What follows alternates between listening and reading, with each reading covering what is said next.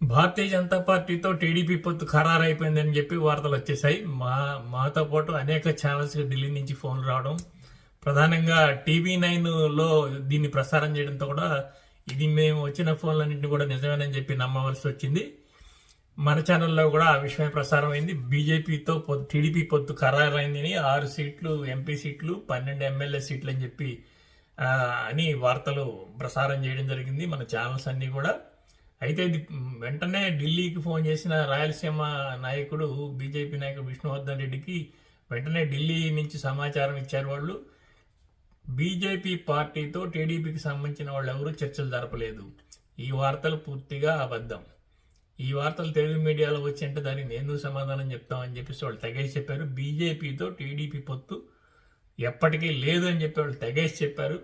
దాంతో ఆయన వెంటనే బీజేపీతో 6 సీట్లు మేము పొత్తు పెట్టుకోవడం ఏంటి, మాకు 12 సీట్లు కావాలి, సగం సీట్లు 70 సీట్లు కావాలని ఒక చిత్రమైన స్టేట్మెంట్ ఒకటి ఇచ్చారు. ఆ స్టేట్మెంట్ని AVN ఎగతాళి చేస్తూ ప్రసారం చేసింది కొంతమంది ఇక్కడ బీజేపీ నాయకులు ఇలా ప్రవర్తిస్తున్నారని చెప్పి. కానీ వాస్తవానికి బీజేపీ ఆంధ్రప్రదేశ్లో ఎలాంటి స్టాండ్ ఇంకా తీసుకోలేదు. ఈ తీసుకోకపోవడం వల్లనే ఇలాంటి కన్ఫ్యూజన్ ఏర్పడుతుంది. బీజేపీ ఏం ఆలోచిస్తుంది, జనసేన తనతో వస్తే కలిసి ముందుకెళ్దామని. కానీ జనసేన ఆల్రెడీ టీడీపీతో కలిసి ముందుకు సాగిపోతా ఉంది. కానీ బీజేపీ ఎలాంటి నిర్ణయం ప్రకటించలేదు. ఈ ఎలాంటి నిర్ణయం ప్రకటించకపోవటాన్ని ఆసరా చేసుకుని తెలుగుదేశమే ఇలాంటి వార్తలను ప్రసారం చేసిందని చెప్పి చెప్తున్నారు.